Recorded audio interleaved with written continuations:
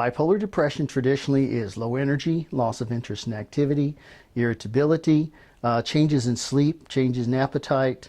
The big one, though, is loss of interest in activity. The fancy name is called anhedonia. I have recently been to a psychiatrist to get it formally diagnosed, so just a few months ago in January. But 15, it was pretty recently. I mean, most of the time they can't really diagnose it until you're late teen.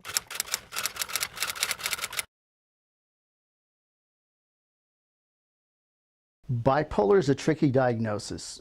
Many years ago, it hardly existed at all.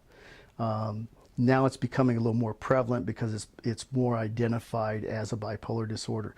Too many people before were just diagnosed with depression. They were treated for depression, but not the additional symptoms of bipolar disorder. You have like mania episodes and then depressive episodes.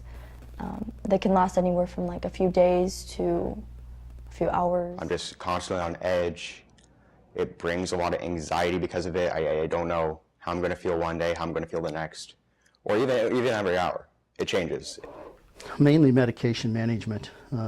Treatment plans consist of individual psychotherapy, medication management. I'm currently in counseling at the moment, and I'm on an antidepressant, although I feel like I should be on some sort of mood equalizer soon. So I go to my psychiatrist every 3 to 4 weeks, and I take Prozac, Adderall, and Wellbutrin. Mainly mood swings.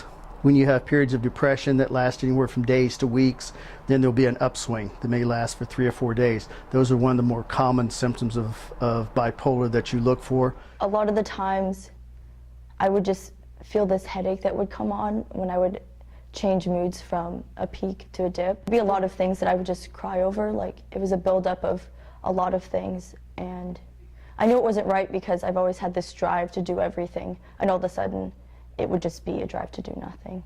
People always see this super positive side of me, and that's always most of the time when I'm in a maniac episode. It's sort of been a problem for years and years, even before I noticed that it was a problem. It fits me really well because I've always just thought I was a very emotional and dramatic person, but now being sort of diagnosed with it, like, it makes sense. Also racing thoughts. Your head won't shut off. You're thinking about stuff all the time, which gets confused with ADHD.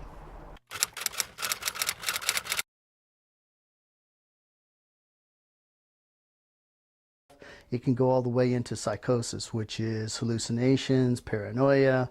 You're suspicious of everyone around you. You don't want to go anywhere. So your world actually gets smaller. You don't want to leave the house, then you don't want to leave your bedroom, you don't want to leave your bed. You always think someone's watching you or following you.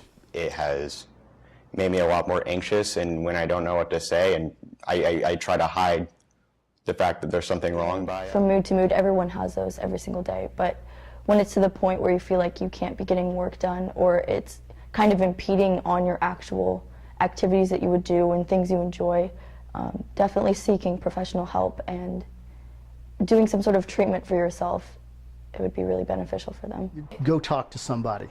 Talk to your primary care physician, talk to a mental health professional, talk to a therapist. The main thing, if you talk to your family doctor, make sure you talk long enough to let them know all of the symptoms. That mental illness, most of it is genetic based. There's too many people that just think, oh, if you're depressed or if you're bipolar, just don't be that way. Don't be depressed, get up, go do things. It doesn't work that way. Find some friends you can trust, or anybody you can trust in general, and you tell them. You find the person you trust most and you tell them.